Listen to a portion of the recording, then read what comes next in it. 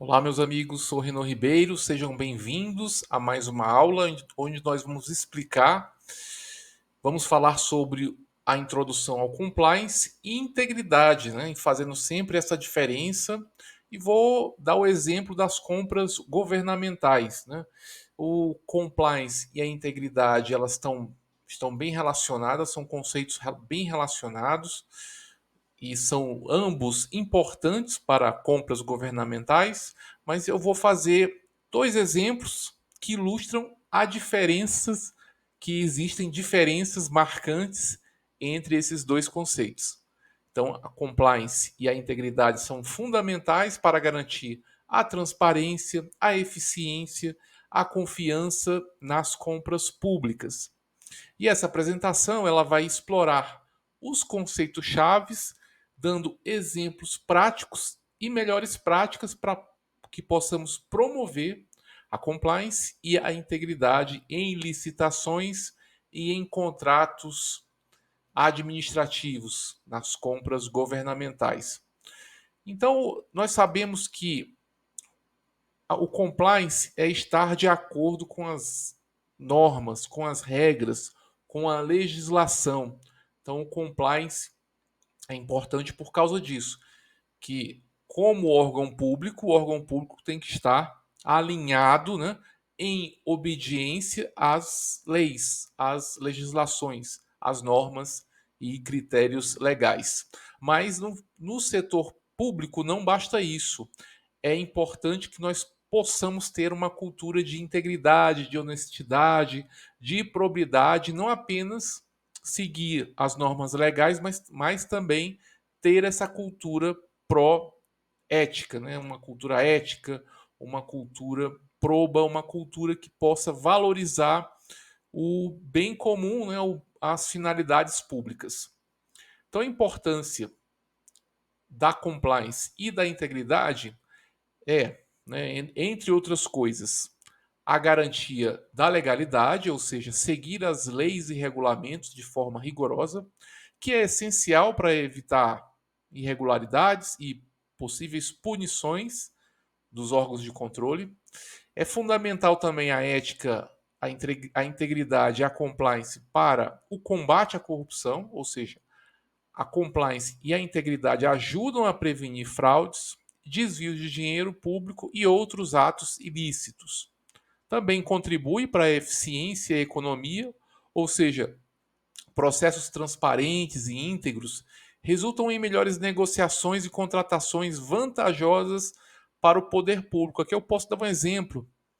Se você tem licitações, no contrário, né, que não são, que não obedecem à compliance, por exemplo, no caso de fornecimento de bens e serviços, a administração não paga, né, não cumpre suas obrigações, ela atrasa os pagamentos, é, ela oferece uma série de obstáculos, né, para o fornecedor. Né?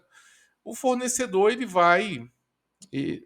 não é bobo, né? As pessoas não são bobas, então ele vai colocar esse custo na planilha de custos dele.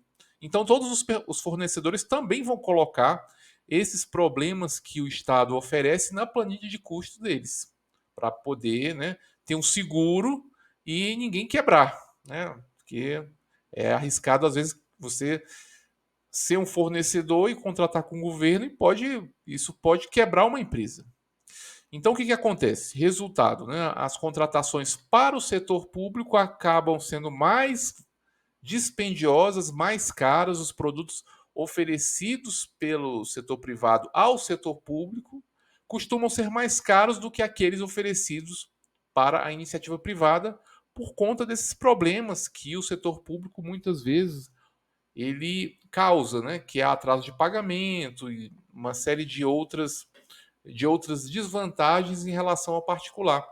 Então, quando você cumpre as regras, você tem lealdade não só com o setor público, né, com os beneficiários finais, mas também com os fornecedores, isso torna a contratação mais econômica, porque as pessoas passam a ter segurança. Quem é que não quer vender para o governo? O problema é que, às vezes, o governo causa muitos problemas. Então, isso encarece os produtos e serviços para o próprio Estado. Então, quando você tem processos transparentes, processos íntegros, processos que obedecem às normas, né, rigorosamente, e que tem vamos dizer assim, uma honestidade, uma probidade com todas as partes envolvidas, essa negociação ela tende a ser mais vantajosa.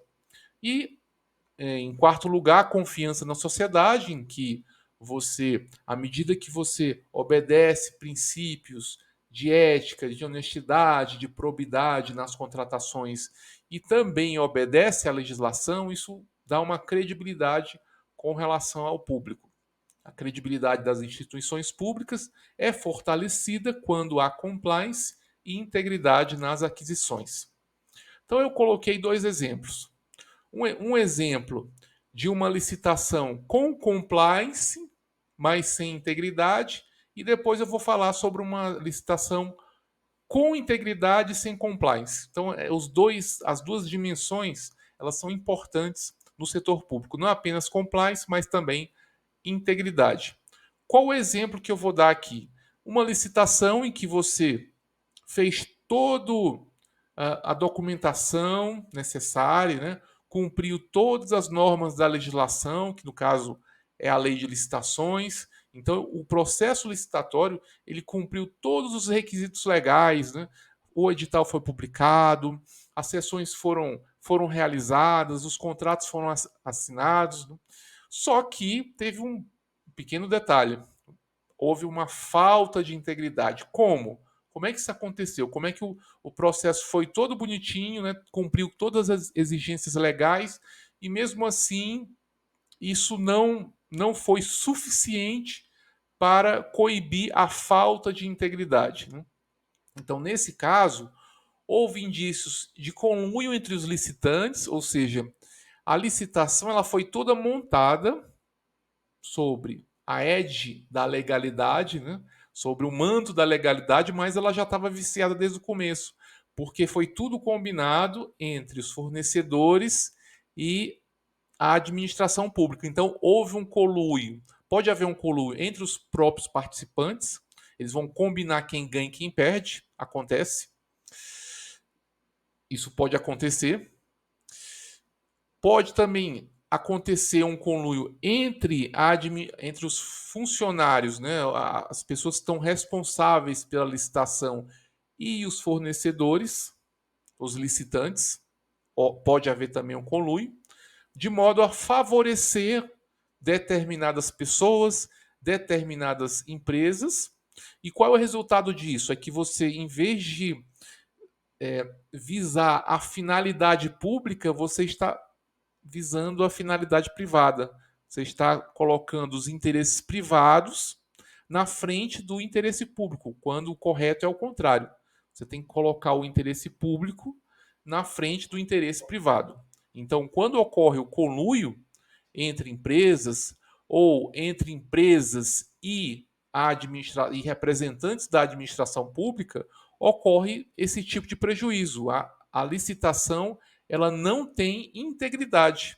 Ela pode obedecer todos os parâmetros legais, cumprir todos os requisitos da licitação, mesmo assim, ela não vai ter integridade. Então, o resultado, né, apesar da compliance formal, a falta de integridade gerou danos ao erário, porque favorece o interesse particular em detrimento do interesse público.